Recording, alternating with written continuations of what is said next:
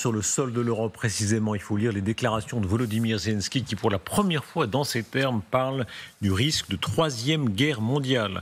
Nous ne devons pas attendre de voir combien de temps les Ukrainiens peuvent résister. Personne ne doit rester les bras croisés, car nous sommes confrontés à une situation qui pourrait bien ressembler à une transition vers la troisième guerre mondiale. C'est la première fois qu'en ces termes, le président ukrainien parle d'un danger de dérive vers la guerre, et on va voir que les Allemands sont en train d'en parler. Ça fait écho à tous les exercices qui ont lieu en Baltique, où toujours plus les forces de l'OTAN et les forces russes sont en train de s'affronter directement. L'usage de ces mots, Guillaume Roquette, est très important ici. Oui, parce qu'effectivement, il y a une dramatisation. C'est un ressort assez classique de Volodymyr Zelensky, consistant à dire ce n'est pas notre guerre, c'est aussi la guerre des Européens parce que vous êtes menacés. Mais là, je dirais que c'est de plus en plus explicite. Il y a cette idée, ou en tout cas cette conviction chez Zelensky qu'il peut encore mobiliser, si ce n'est les Américains, en tout cas les Européens à ses côtés. Et c'est vrai qu'il y a un écho, parce que quand on voit tous les efforts de remilitarisation de l'OTAN, quand on voit les exercices qui se multiplient dans les pays baltes et dans l'Est de l'Europe, on se dit que les états-majors occidentaux ne sont pas loin de partager son point de vue. Écoutez le chef des renseignements allemands. Allons-nous vers un affrontement militaire? Il n'y a pas seulement Volodymyr Zelensky qui le dit. Le chef du renseignement allemand, Bruno Kahl, est en train de décrire ce qui pourrait se passer dans les pays baltes. Et effectivement, ce serait une dérive très grave vers la guerre générale. Nous disposons de renseignements que l'Ukraine n'est qu'à une étape sur la voie de l'Ouest. Cela ne signifie pas que nous nous attendons à ce que de grandes armées de chars circulent d'Est en Ouest. Ce n'est pas ce que nous voyons, mais nous pensons que la promesse d'assistance de l'OTAN doit être mise à l'épreuve. Il y a des gens à Moscou qui ne pensent plus que l'article 5 de l'OTAN fonctionne, et ils adoreraient le tester. Pour cela, il suffit d'envoyer de petits hommes verts en Estonie pour protéger les minorités russes prétendument opprimées. C'est le test qui sera réalisé pour l'Alliance, nous devons en être conscients. Et vont nous rejoindre sur ce plateau deux personnes qui vont nous aider à éclairer cette situation. Aglaé Achechova, spécialiste de la Russie, chargée du domaine russe à la Bibliothèque universitaire des langues et civilisations. Merci madame d'être là. Et Arthur Königsberg, fondateur d'Eurocréative, spécialiste de l'Europe centrale. Votre nom est quasi originaire de la région, Königsberg. C'est l'actuel Kaliningrad, je ne sais pas si c'est là. Il est pleinement originaire de la région. Ah ben voilà, ça sonne Königsberg. Regardez la carte, regardons la carte, puisqu'effectivement c'est dans cette région du monde que disent les Allemands, dit Volodymyr Zelensky, la troisième guerre mondiale pourrait éclater. Regardez, Königsberg, maintenant c'est Kaliningrad, c'est la petite enclave brune là, en dessous de la Lituanie. C'est votre origine lointaine? Oui, exactement. Mais qui a une ville qui a changé de nom à de multiples reprises dans l'histoire.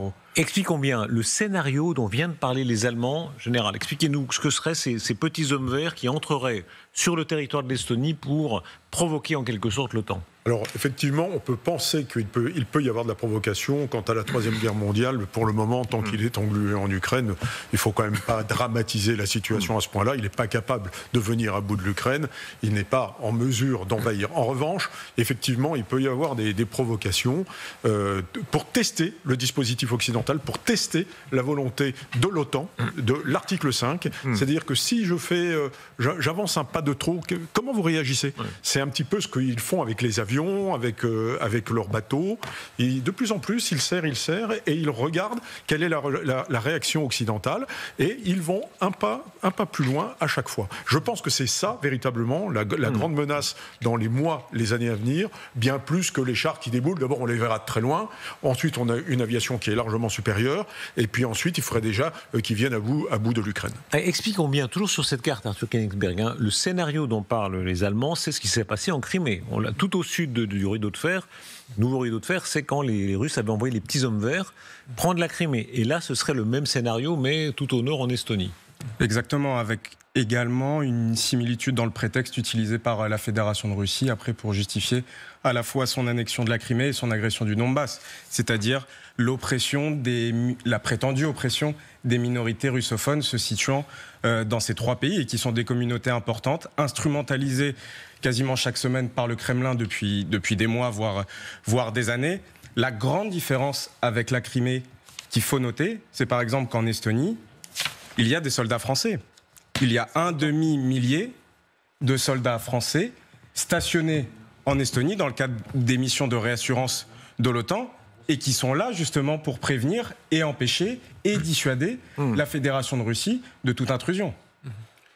Et on va entendre quelque chose qui est très intéressant dans un instant, c'est qu'il y a un certain nombre de russophones dans ces régions qui déjà ce soir sont en train de prendre la parole en disant oui, peut-être qu'on aura besoin d'être aidés, ou en tout cas qu'ils s'en prennent à leurs gouvernements locaux. C'était le même scénario qu'on a utilisé même au début de la guerre avec Finlande en 1939. C'était les communistes qui ont demandé de l'aide à l'Union soviétique.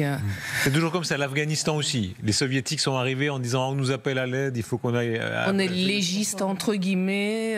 Poutine veut avoir aussi les formes. Oui, il n'envahit pas, il sauve.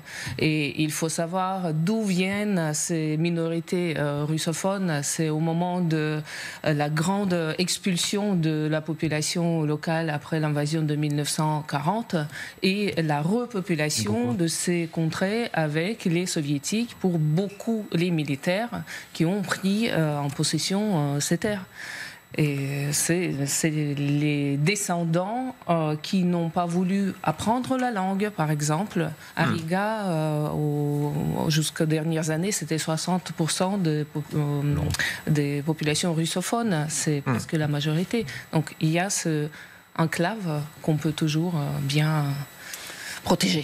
Oui, il y a un risque effectivement, en particulier à Narva, qui est une ville très largement russophone, et il pourrait y avoir cette tentation de tester l'OTAN, de savoir si effectivement l'OTAN est prête à intervenir pour le petit territoire de Narva. C'est pas l'entièreté des pays baltes, parce qu'on dit toujours que Poutine veut reconstituer l'Union soviétique. C'est pas l'Union soviétique qu'il cherche à reconstituer, c'est ce qu'il appelle le monde russe. Et les pays baltes ne font pas partie du monde russe. C'est-à-dire, il y a ces populations qui sont russophones, mais sinon, ce n'est pas l'Ukraine et ce n'est pas la Biélorussie. Mais Lavrov parle des pays baltes de façon aussi très menaçante, puisqu'il considère en quelque sorte que c'est là que l'OTAN est en train de les provoquer. Il inverse évidemment l'argument, chacun le présente à sa façon. En ce qui concerne les 3 États baltes, vous savez, une scène de mon enfance m'est venue à l'esprit. Lorsque vous sortez après l'école pour vous promener et que 3 petits voyous accourent vers vous et commencent à vous demander de l'argent, vous refusez et commencez à les faire taire, mais à ce moment même, le gang, les grands voyous qui les dirigent, sortent en courant. Nous nous trouvons aujourd'hui dans une situation très similaire avec ces 3 États baltes et les autres grands pays de l'Europe. Ils manipulent la Lettonie, l'Estonie et la Lituanie pour atteindre leur objectif d'affaiblir constamment la Fédération de Russie et tous ses amis et alliés, y compris la Biélorussie. Ce ne sont pas des politiciens indépendants, ce sont des marionnettes. Voilà, le scénario de la guerre est en train de s'écrire sous nos yeux. Les Russes qui disent mais c'est la faute des Occidentaux qui manipulent, qui excitent les Baltes.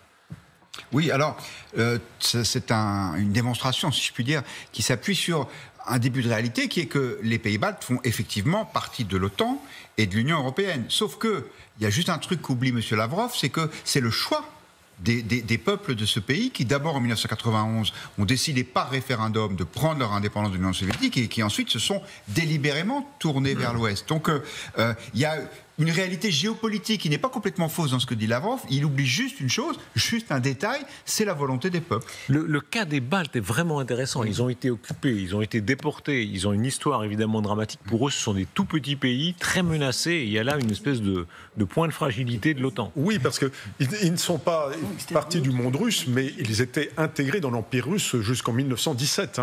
C'est la guerre lettonne en 18-19 qui leur a permis d'être indépendants pendant 20 ans. Et en 1939, ils ont remis le couvert. Il faut rappeler que les pays baltes, les pays occidentaux n'ont jamais accepté l'inclusion des pays baltes. Ça n'a jamais été reconnu, les pays baltes dans l'Union soviétique. Mais l'ambassade avait été maintenue, sauf erreur à Paris. L'ambassade à Paris avait été maintenue, théoriquement. Oui, absolument. Le bâtiment avait été respecté. On n'en était pas à mourir pour eux. Mais il faut voir les pays baltes, c'est un autre problème. C'est la liaison territoriale en Baltique entre Kaliningrad et puis la Russie. C'est-à-dire c'est toute cette façade maritime qu'ils ont perdue en 1991. C'est ce qui fait qu'aujourd'hui, ils sont quasiment expulsés de la Baltique. Et sur le plan, avec en plus la Suède et la Finlande qui étaient neutres et qui ne le sont plus, eh bien, les pays baltes, aujourd'hui, c'est un véritable problème pour eux, pour leur continuité territoriale et pour leur présence en Baltique. Et donc, effectivement, ils se verraient bien, effectivement, retrouver cette partie maritime qui leur manque. Mais, alors, on parlait d'un bataillon français en Estonie, je crois, c'est ça. Mais rappelons quand même qu'il y a une brigade qui s'installe également en Lituanie. Allemande. 5000 hommes, qui sera complète en 2027. C'est-à-dire qu'aujourd'hui, les troupes de l'OTAN s'installent durablement. Ça veut dire que le jour où ils attaqueront, il faudra passer sur le corps de soldats occidentaux. La grande inquiétude, expliquez bien, les Occidentaux qui ont peur d'être entraînés dans la guerre. Parce que si les Baltes sont attaqués, il faut réagir. Et s'il faut réagir, ça veut dire qu'on entre en guerre avec la Russie. C'est cet enchaînement-là qui fait peur. Oui, tout à fait, mais c'est aussi une véritable question, parce que, en tout cas, les Américains n'ont certainement pas l'intention d'intervenir, disons, pour Narva, ou sans doute pour l'Estonie ou pour un pays balte, et la question se posera pour les Européens. Il y avait une députée à votre place hier qui disait « on sera embarrassé ». L'adjectif était tout à fait révélateur, parce que qu'est-ce qu'on sera embarrassé ? Non, mais tout à fait. Et la question se posera, et si la question se pose simplement, ça veut dire que l'OTAN a perdu. Et alors, ça veut dire quoi, Sylvie Bermann ? Allez au fond de votre pensée. Vous êtes une ambassadrice très chevronnée.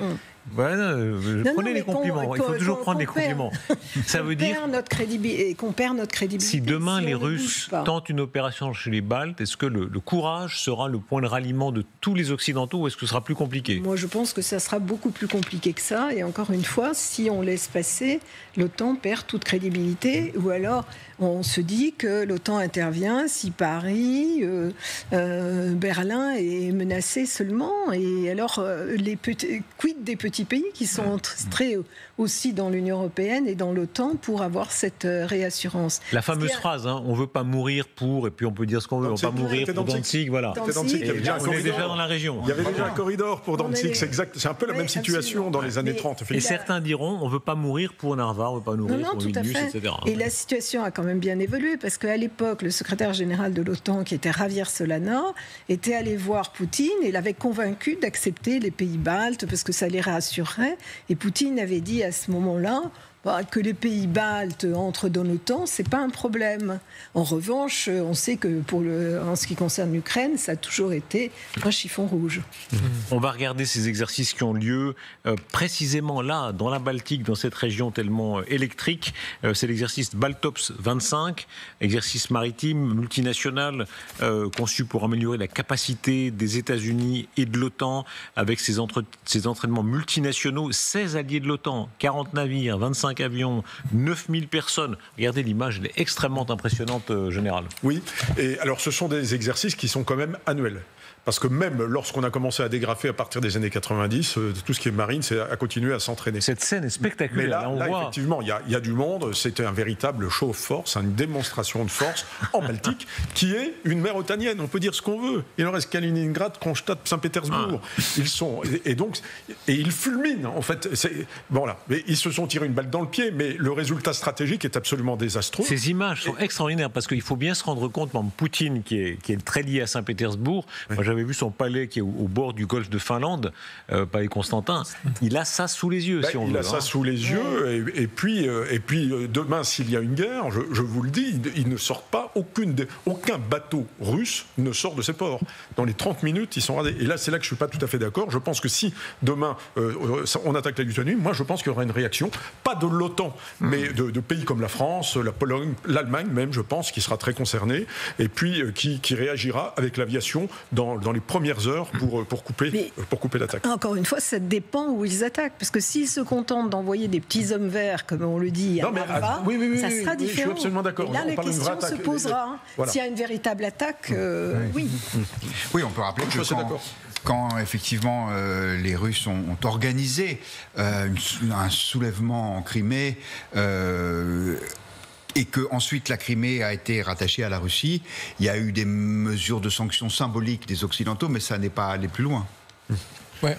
La grande différence entre la Crimée Et ce qui pourrait se passer dans les États baltes, c'est que les États baltes font à la fois partie de l'OTAN, mais surtout de l'Union européenne. Et plus qu'un test de crédibilité pour l'OTAN, une attaque de la Fédération de Russie contre l'intégrité territoriale d'un de ces 3 pays serait une agression envers l'Union européenne. Et les pays de l'Union européenne sont liés par le traité de l'Union européenne, l'article 42.7 de l'Union européenne, qui dit que les États européens se doivent assistance mutuelle par tous les moyens. Et on voit là la terreur. Là, on comprend la terreur de Paris, de Berlin, etc. L'idée qu'il faille réagir. Il y a un côté préventif. Il vaut mieux mettre le maximum de troupes maintenant plutôt que de devoir réagir après. Il y a une autre chose aussi qu'il ne faut pas négliger, c'est que le parapluie européen du président de la République, s'il est européen, s'il est étendu à l'Europe, inclut également la Lituanie. Alors, je ne dis pas qu'on va déclencher la bombe pour la Lituanie, mais c'est une incertitude stratégique dans l'analyse russe.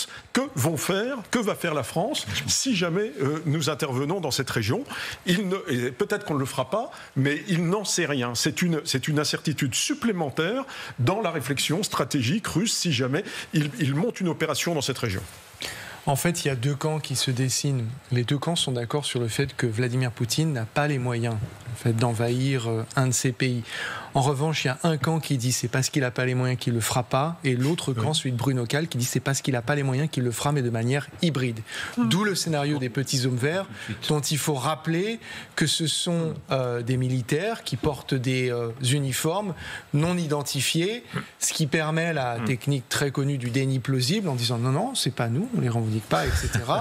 Et donc de déstabiliser. Ça a déjà été fait en Crimée, donc la ficelle aujourd'hui paraît grosse, mais il y a d'autres options à la disposition des Russes qu'ils peuvent utiliser en activant justement des membres au sein de ces populations et donc à bas coût et avec assez peu de moyens, créer là encore de l'ambiguïté stratégique, de l'incertitude et de la déstabilisation, d'où l'importance des opérations comme Baltops, qui sont des opérations à but dissuasif, c'est-à-dire c'est de mettre vraiment beaucoup de tonnage et d'acier, de laisser tout ça filmer et photographier afin de faire comprendre que nous sommes présents et déterminés. Regardez le scénario dont vous parliez, Aglaé, le scénario de, comme pendant la guerre d'Afghanistan, le Parti communiste d'Afghanistan nous appelle à l'aide. Et les russophones de Lettonie, par exemple, pourraient-ils appeler à l'aide le grand frère russe? C'est à la tribune du Parlement letton que ce député a pris la défense de la population russophone. Il a commencé le discours en letton et il a soudainement changé de langue. Écoutez comment. Et souvenez-vous d'une chose, nous sommes plus nombreux, le russe est notre langue. Monsieur Roslika, au Parlement on ne parle qu'en letton.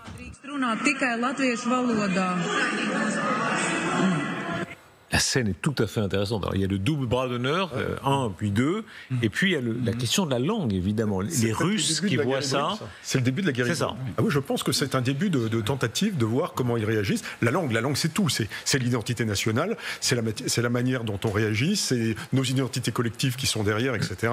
Et le fait qu'ils s'adressent en russe, je pense que c'est vraiment programmé. Et les Russes, programmé pour voir un petit peu comment ça réagit. Les Russes sursauteront sur la séquence en disant « Ah, regardez, au Parlement letton, pourtant, les Russes n'ont pas le droit de parler russe. » Dans le fameux mémorandum transmis par les Russes aux Ukrainiens, donc ce que Poutine veut afin de régler la guerre et de faire advenir la paix, la langue russe, la défense de la langue russe sur les territoires ukrainiens figure tout en haut de sa liste. C'est-à-dire que c'est vraiment... Et vous avez vu la présidente, le bras d'honneur, elle ne réagit pas, mais en russe, ça c'est plus grave. Bras d'honneur, bon, on en a vu d'autres.